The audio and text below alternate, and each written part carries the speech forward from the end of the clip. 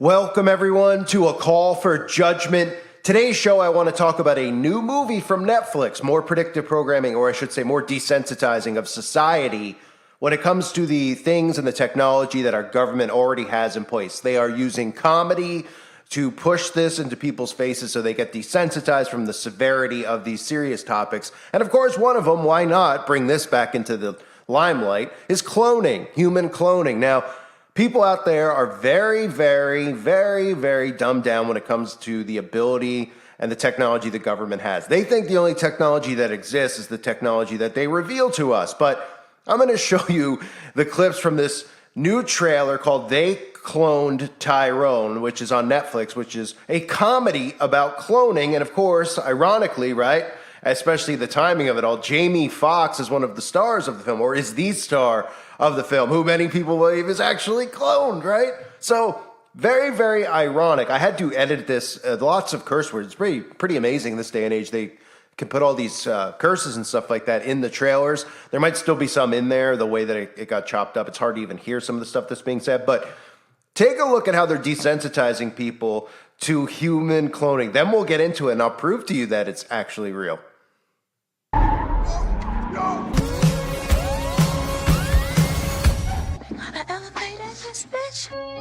Slick, come on. That make your spidey senses tingle. I don't know what that was, but that wasn't me. Somebody is conducting experiments on us. What has happened? I see this shit. Fuck no, they out here cloning. That's right, that is the prevailing theory. So you might have even noticed in the trailer that the elevator button happened to be an all-seeing eye, right? No coincidences there. Of course, we just see the eyeball all over the place. I guess it's an optometrist elevator to an optometrist get-together underground, right? And of course, underground, all these underground bunkers, people still think that that's a big conspiracy. They don't realize that all of our tax money has gone to building them an underground world where they go and they perform many rituals, many scientific experiments on, a lot of the humans on the surface who go missing. And then you go, oh, whatever happened? Oh, yeah, I heard there's 50 missing kids in Ohio, right? Which I covered over on the website. Or all these kids that just seem to go missing. Well, where are they with all the CCTV cameras? A camera on every street corner. Everybody's got a phone on them. They can ping the phone, right? No, people just still can go missing this day and age. Well, because they go underground, never to be seen from again. But everybody thinks it's some type of cold case story where, oh, they must have been dismembered and the body's all... No, a lot of these people are abducted. They're used for human experiments. They're used for human rituals. So people don't realize that stuff. But anyway, back to the trailer. So... Of course, they mentioned the all-seeing eye, the underground, but Jamie Foxx happens to be the star, like I said earlier, who just happened to go missing around this time. But here is the synopsis for the actual movie. A pulpy sci-fi mystery caper in which an unlikely trio investigates a series of eerie events, alerting them to a nefarious conspiracy lurking directly beneath their hood. Fontaine, a neighborhood drug dealer, is shot dead by rival Isaac, and then is very shocked to wake up in his bed the next morning unharmed. He and Slick Charles and Yo-Yo begin looking into the incident, and their search eventually leads them to a vast underground complex where a government-backed lab is performing experiments on the local black population. Realizing that he is an artificial clone controlled by Nixon, Fontaine initially feels despair, but decides he needs to stand up to these white institutional overlords for the sake of his neighborhood. So, of course, they use the racial undertones in that, right? White overlords. I mean, as if there's no black people who are involved in this. Of course there are. I've covered this before as well with the Bull and the Prince Albert Hall and all these, there's all sorts of Masonic secret societies of different races. They're working together to create this race war. They serve Lucifer. They don't see skin color, but they make the common man see skin color. And that's why they feed in this stuff into all these movies now where, of course, it's white overlords.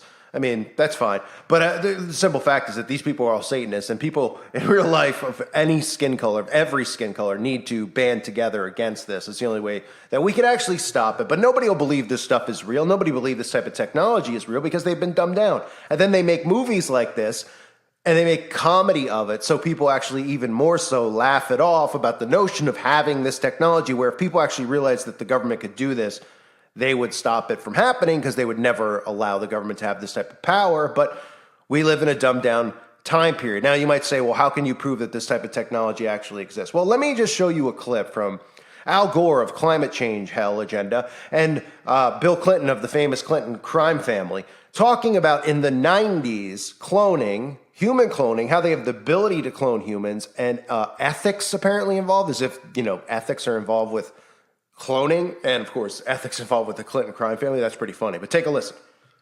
Because we all realize we must strive to find the sometimes delicate but always crucial balance between our unending search for knowledge and doing what is safe and morally right.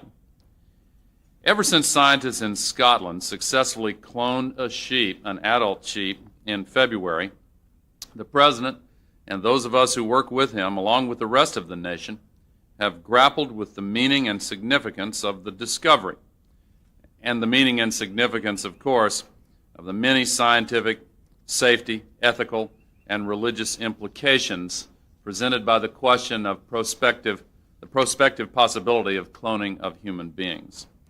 No one, however, has deliberated more on this issue than the men and women who are responsible for the report being delivered today to President Clinton, the members of the National Bioethics Advisory Commission. Over the last 3 months, they worked on an extremely complex issue at an extremely fast pace.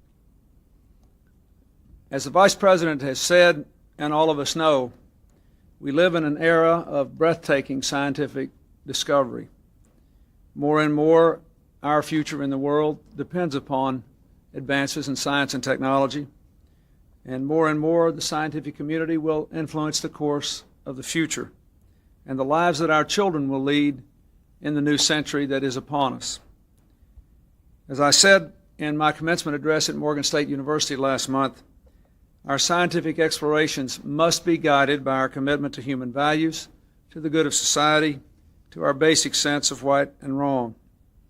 Nothing makes the necessity of that moral obligation more clear than the troubling possibility that these new animal cloning techniques could be used to create a child.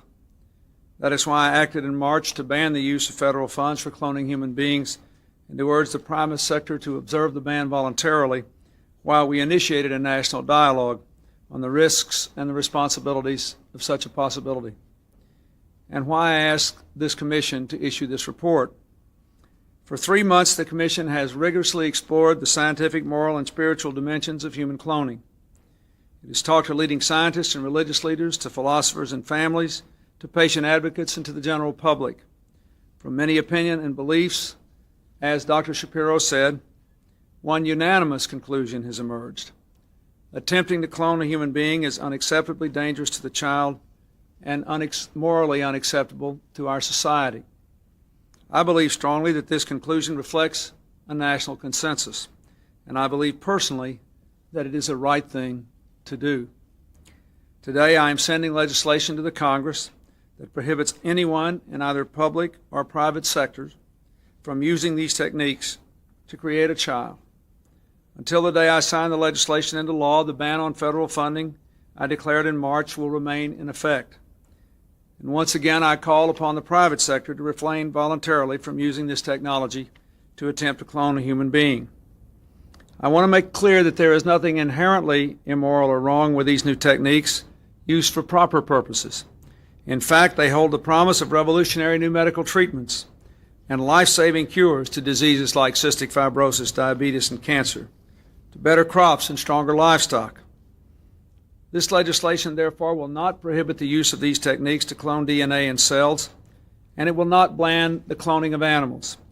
What the legislation will do is to reaffirm our most cherished belief about the miracle of human life and the God-given individuality each person possesses. It will ensure that we do not fall prey to the temptation to replicate ourselves at the expense of those beliefs and the lives of innocent children we would produce. Finally, the legislation will ensure that we continue the national dialogue we began 3 months ago and will provide the nation and the Congress another opportunity to take a look at this issue in 5 years. To make sure that all our voices are heard as we explore human cloning, the legislation specifically requires the National Bioethics Advisory Commission to continue its study and report back in 4.5 years. At that time, we will decide how to proceed based on what has been accomplished and agreed upon and debated and discovered in the intervening period. Banning human cloning reflects our humanity. It is the right thing to do. Creating a child through this new method calls into question our most fundamental beliefs.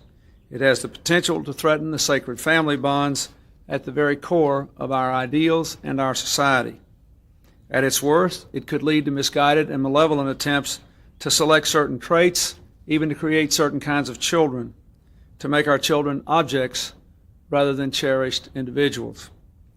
We are still a long way from understanding all the implications of the present discoveries, but it is our moral obligation to confront these issues as they arise and to act now to prevent abuse.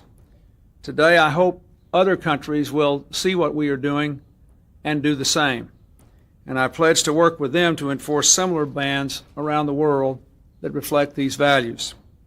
Once again, let me say a heartfelt thank you on behalf of our entire nation to the National Bioethics Advisory Commission for the remarkable work you have done and the work you have agreed to continue doing in the coming years. Thank you very much. So what more do you need to hear? I mean, if you're somebody who's skeptical of it, I mean, there's tons of stuff you could, research on it. But when it comes out of the mouth of a president, a liberal president, you would think that the liberal people would think maybe this type of technology does exist. But even if they found out it did exist, they would think it was a good thing, because that way their favorite celebrities like Lady Gaga, they could just make 50 of them instead of having one. And then they could make clones of Lady Barfbag and Miley Virus for people to take home into their own houses. That's how they think. That's how their hive mind thinks, instead of saying this is extremely dangerous. Obviously we know there's tons of doppelgangers out there.